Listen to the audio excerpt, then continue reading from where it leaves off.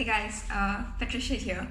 So today I'm going to be reading from Proverbs 21.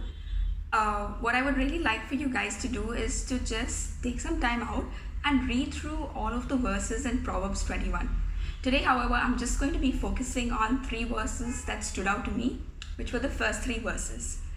The first one says, "The king's heart is like a stream of water directed by the Lord.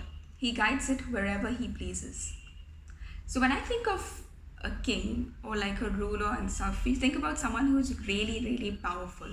And here we see and we read that the heart is like a stream of water directed by the Lord, and the Lord has the power to guide it wherever he pleases. How many of us actually think that that's true? I mean, we see leaders all over our world, but how many of us actually believe that God has the power to steer their heart and to guide them wherever He pleases? I think if we kind of posture ourselves in a way that we actually believe that the leaders around us, God can actually change their heart, and we start praying for this, I'm sure we'll start seeing it in the world around us.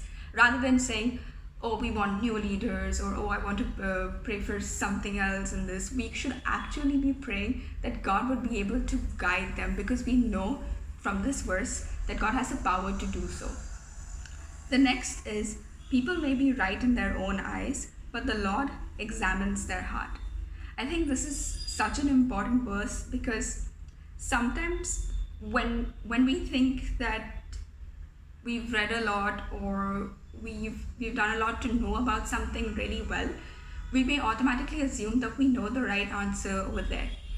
And here's when we really need to check our hearts as to where our intention is, because God knows where exactly that's coming from, whether we're actually doing it because we really care about something, or is it coming out of a place of satisfaction and pride. And I know this is something that I've really struggled with in terms of whether I want to do something because I know at the end of the day this is going to look good on my resume, or this is going to look good for me, or actually is this really glorifying God, because He knows our true intentions and He knows our heart. The third verse that I'm going to look at is the third one. So it says that the Lord is more pleased when we do what is right and just than when we offer Him sacrifices.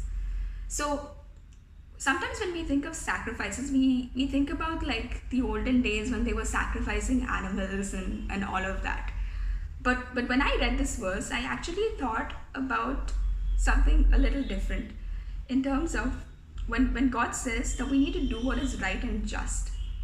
Say for example that I'm noticing a pattern in my organization that I work with, or I'm noticing something going wrong within my own circle of friends, and if I'm not going to be the one that knows, okay, the right thing would be to have this conversation right now, and if I'm going to just keep like putting it back to God and be like, no God, I know you do everything and all that, when it's right in front of me and that I know that God's given me a voice, that God will show me how to speak, I can actually start praying for God to give me a voice, then rather than saying, God, you handle it.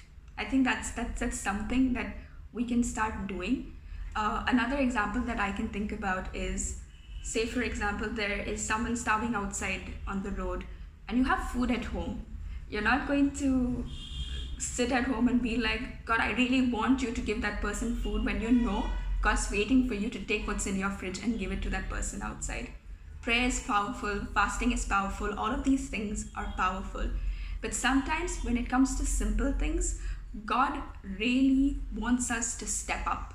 He really wants us to use our voice. He wants us to do the right thing. He wants us to be just.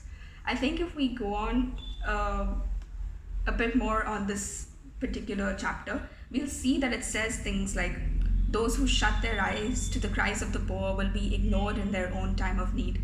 A secret gift calms anger, a bribe under the tables pacifies fury. Justice is a joy to the godly, but it terrifies evildoers. This whole passage is full of verses about doing the right thing and doing what it is that it takes to glorify God, rather than leaving it on someone else, and rather than choosing the wrong path of things. And yeah, I hope you could, like, if you find the time, that you would be able to read it. And have a nice day, guys. Bye bye.